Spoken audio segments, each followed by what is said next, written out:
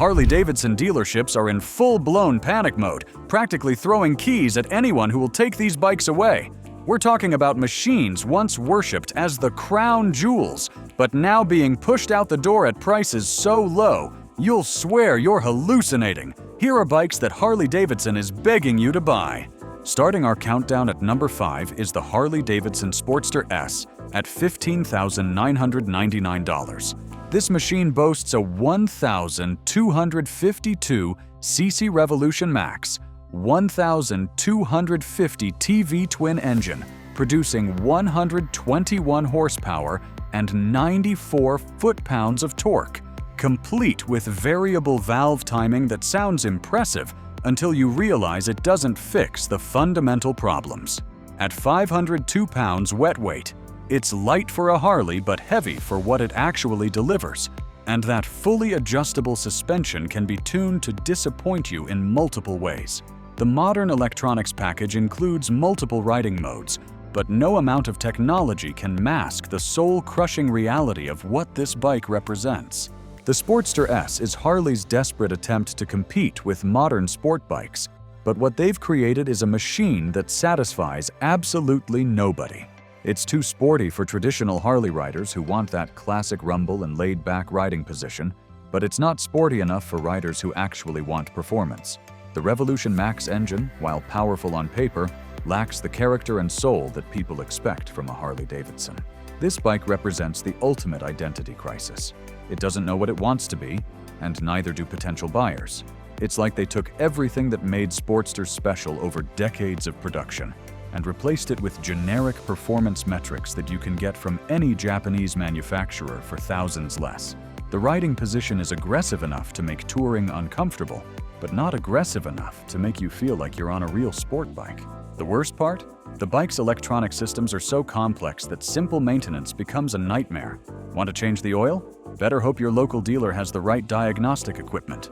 Need to replace a sensor? Prepare to pay premium prices for parts that should be standard. It's like Harley designed this bike to generate service revenue rather than riding enjoyment. The ergonomics are another disaster. The seat height and forward lean create a riding position that's uncomfortable for anyone over 5 feet 8 inches or under 5 feet 6 inches. The foot pegs are positioned awkwardly, creating pressure points that become unbearable on rides longer than 30 minutes. And don't even get me started on heat management.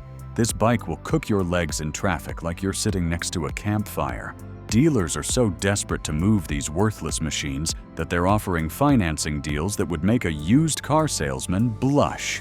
0% interest, cash back, trade-in bonuses, and some dealerships are even offering to throw in riding courses, because apparently they figure if you're going to make a mistake this expensive, you might as well learn how to ride it safely. The Sportster S sits in showrooms like an expensive reminder that sometimes innovation means losing everything that made you special in the first place. But don't think the desperation stops there. The next bike proves that even when Harley tries to build something traditional, they still manage to create a monument to mediocrity.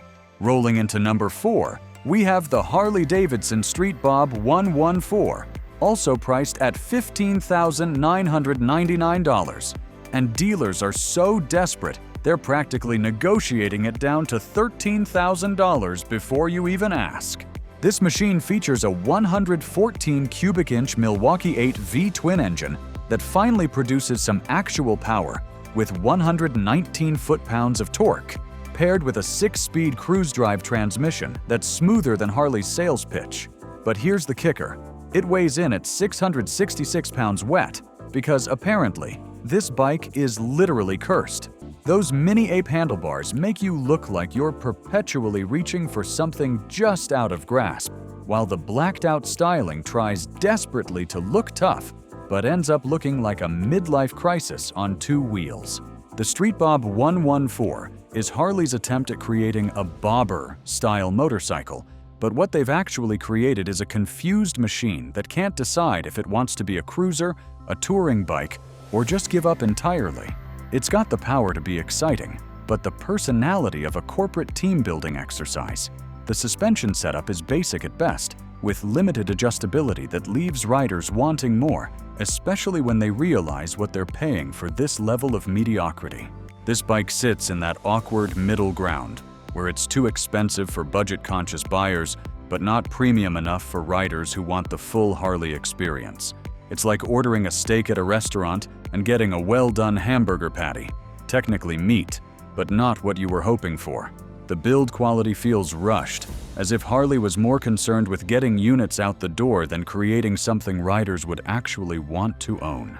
The riding experience is uninspiring despite the larger engine.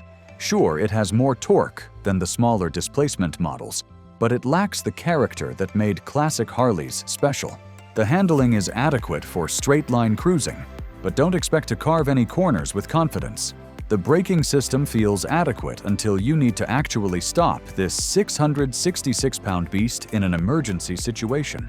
What's even more insulting is the parts bin approach to this bike's construction. The wheels look like they were borrowed from a different model, the exhaust system sounds more like a lawnmower than a Harley, and the overall aesthetic screams, "We threw this together from whatever we had lying around." For nearly $16,000, riders expect attention to detail, not a parts catalog special that feels like it was assembled by someone having a bad day. The fuel economy is atrocious, even by Harley standards, and the vibration at highway speeds will numb your hands within 20 minutes. The seat feels like it was designed by someone who hates motorcyclists, and the wind buffeting at anything over 45 miles per hour makes highway riding a miserable experience. It's like they took everything annoying about motorcycles and amplified it while charging premium prices. Dealers are throwing everything at the wall to see what sticks. Cash incentives, extended warranties, free accessories, and some are even offering to buy your current bike for more than it's worth just to get you to take this useless machine off their hands. The Street Bob 114 represents everything wrong with modern Harley-Davidson. All the price, half the soul, and a desperate attempt to appeal to everyone that ends up appealing to no one. But if you thought that level of confusion was bad, wait until you see the next bike, which took the concept of standard and made it anything but that, and it's selling for an insanely low price too. Cranking up the desperation at number 3 is the Harley-Davidson Softail Standard, priced at $14,399. Because nothing says premium motorcycle like the word standard in the name. This bike is proof that Harley has completely lost touch with what riders actually want. This beast packs a 107 cubic inch Milwaukee 8 V-twin engine that manages to squeeze out 86 horsepower and 111 foot-pounds of torque. Numbers that sound impressive until you realize what you're paying for them. The hidden rear suspension is about as hidden as Harley's desperation to sell this thing. And at 655 pounds wet weight, it's heavy enough to feel substantial, but not substantial enough to justify the weight. The 5-gallon fuel tank seems generous until you realize they figured if you're going to be disappointed, you might as well go far while doing it. The single-disc brake up front and rear feels adequate until you need to actually stop this heavyweight in an emergency. The Softail Standard is Harley's attempt at creating a no-frills motorcycle. But what they actually created was a no-excitement machine that's about as thrilling as watching paint dry on a rainy Tuesday. It's like they took everything that makes a Harley special and said, what if we made it standard? The riding position is upright and comfortable, but comfort doesn't make up for the complete lack of character that defines this machine. This bike has all the personality of a beige wall in a government office building. The styling is so generic that it could be mistaken for any number of other manufacturers' offerings, except those other bikes cost significantly less and often offer more features. The instrument cluster is basic, the controls feel cheap, and the overall fit and finish screams, "We built this as cheaply as possible while still charging premium prices." The performance is exactly what you'd expect from something called standard. Mediocre in every measurable way. The acceleration is adequate, but uninspiring. The handling is competent, but not engaging. And the overall riding experience feels more like operating heavy machinery than enjoying a motorcycle. For $14,399, riders expect something special, but the Softail Standard delivers nothing more than transportation with a Harley badge. The most insulting part is how Harley markets this bike as if standard is somehow a selling point. They've convinced themselves that riders want less for more money, and the Softail standard is the perfect embodiment of that backwards thinking. The paint job looks like it was applied with a roller, the chrome accents are sparse and cheap-looking, and the overall package screams, "We gave up trying." The reliability issues are becoming legendary among owners. Electrical gremlins, oil leaks, and premature wear on critical components have become the norm rather than the exception. Service intervals are frequent and expensive, making the total cost of ownership astronomical compared to competitors. It's like buying a luxury car that breaks down every month and costs a fortune to fix.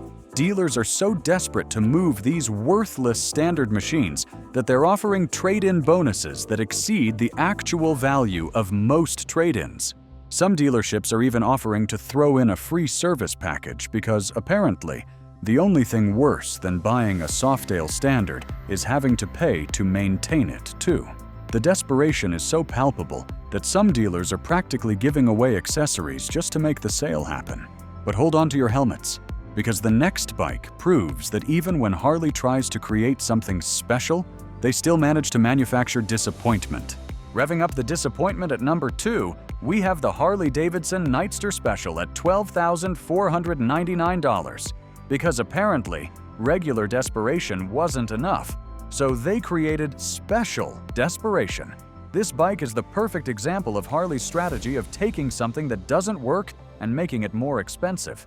This machine rocks the same 975cc Revolution Max 1TV twin engine, producing a whopping 89 horsepower. Because why fix what's already broken? The forward controls make you feel like you're riding a lazy boy with commitment issues, while the 13.1-inch rear suspension promises comfort but delivers confusion. Those cast aluminum wheels look like they were designed by someone who'd never seen a motorcycle before, and the overall aesthetic screams, "We tried really hard to make this look different, but ended up making it look worse." The Nightster Special is like putting lipstick on a pig and calling it a beauty queen. Harley took their already struggling Nightster and added some chrome, different handlebars, a special badge, and forward controls, then had the audacity to charge $2,000 more for it. It's the automotive equivalent of putting a bow tie on a hot dog and calling it fine dining. The special features include things that should have been standard on the base model, making this feel like a cynical cash grab rather than a genuine improvement.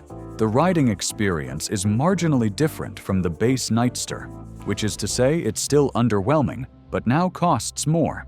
The forward controls change the riding position slightly, but not enough to justify the price increase. The suspension tuning remains mediocre, the power delivery is still uninspiring, and the overall package feels like Harley's marketing department got together and said, "How can we charge more for essentially the same disappointing bike?" What makes this even more insulting is that the special designation suggests something unique or premium, but what you get is a parts bin special that feels like it was assembled by someone who was thinking about lunch instead of building motorcycles. The chrome accents look cheap, the forward controls feel like an afterthought, and the overall execution screams minimum viable product rather than special edition. The build quality issues become even more apparent when you look closely at the details. Panel gaps are inconsistent. The paint finish varies from section to section, and some of the chrome pieces look like they were installed by someone wearing oven mitts. For $12,499, riders expect precision and attention to detail, not a bike that looks like it was assembled during a coffee break. The worst part about the Nightster Special is how it exposes Harley's complete disconnect from their customer base. They genuinely believed that slapping some chrome on an already disappointing bike and calling it special would somehow justify a $2,000 price increase. It's like they've never met an actual motorcycle rider and are just guessing what people might want based on focus groups conducted in corporate boardrooms. Dealers are so desperate to move these useless machines that they're offering 0% financing, cash-back incentives, and some are even throwing in riding gear just to sweeten the deal. The desperation has reached such levels that some dealerships are offering to match competitor pricing, which is hilarious considering most competitors offer significantly better bikes for less money. The Nightster Special sits in showrooms like an overpriced participation trophy, reminding everyone that sometimes special just means more expensive mistake. But if you thought that was the peak of manufactured disappointment, wait until you see our #1 pick, the bike that represents the absolute bottom of Harley's barrel. Finally, at the top of our countdown of desperation, we have the Harley-Davidson Nightster at $10,499, the bike that dealers are practically begging you to take home, often with financing so generous it borders on charity. Under the hood, you'll find a 975cc Revolution Max 1T V-twin engine that's desperately trying to produce 89 horsepower. Emphasis on trying. The 6-speed transmission feels more like a suggestion than actual power delivery, and at 476 pounds wet weight, it's heavy enough to feel substantial, but light enough to feel cheap. The 3.1-gallon fuel tank will have you stopping for gas more often than a teenager asks for money, making every ride a constant reminder of this bike's limitations. The suspension is basic, the brakes are adequate at best, and the overall package screams entry-level, despite the premium price tag. The Nightster was supposed to be Harley's entry-level savior, bringing new riders into the fold with modern technology and accessible pricing. Instead, it's become their biggest embarrassment. A bike that tries so hard to be the cool younger sibling in Harley's lineup, but comes across as the awkward kid desperately trying to fit in at the popular table. With its minimalist design and stripped-down features, it's like Harley took everything people love about their bikes and said, what if we just didn't include that? The riding experience is uninspiring at best. The power delivery is smooth, but lacks character. The handling is competent, but not engaging. And the overall feel is more like riding an appliance than a motorcycle. For riders coming from other manufacturers in this price range, the Nightster feels like a significant step backward in terms of performance, features, and value. The build quality, while decent, doesn't justify the premium pricing when compared to what competitors offer. What makes this even more pathetic is how dealers are treating these bikes. They're throwing in free accessories, extended warranties, and some are even offering to pay the first month's insurance just to get these worthless machines off their showroom floors. The desperation has reached such levels that some dealers are offering cash-back incentives that effectively reduce the price below $10,000, making the bike's actual value painfully obvious. The instrument cluster looks like it was borrowed from a budget scooter. The switchgear feels flimsy, and the overall fit and finish reminds you that you're paying premium prices for economy-grade execution. The seat is uncomfortable for anything longer than a trip to the grocery store, and the riding position feels like it was designed by someone who'd never actually ridden a motorcycle. The most damning evidence of this bike's failure is how quickly it depreciates. Buy one today, and you'll lose thousands in value the moment you ride it off the lot. The used market is flooded with barely ridden Nightsters from disappointed owners who realized they'd made a terrible mistake. Some of these bikes have less than 500 miles on them and are selling for $8,000 or less, proving that even desperate buyers eventually come to their senses. The engine, while technically advanced, sounds like a sewing machine compared to traditional Harley V-twins. The exhaust note is so uninspiring that aftermarket companies have given up trying to make it sound better. It's like Harley engineered all the soul out of the motorcycle and replaced it with corporate efficiency metrics. The handling characteristics are equally disappointing. The bike feels nervous at highway speeds, wallows through corners like a drunk elephant, and the suspension setup seems designed by someone who's never encountered a pothole. The brakes, while adequate for stopping, lack the feel and feedback that experienced riders expect, making emergency stops a white-knuckle experience. What's truly insulting is how Harley positioned this bike as an entry-level option, while charging more than most manufacturers ask for their premium models. It's like they looked at the market and said, how can we charge the most money for the least motorcycle? The answer apparently was the Nightster, a bike so fundamentally flawed that even Harley's most loyal dealers are struggling to find anything positive to say about it.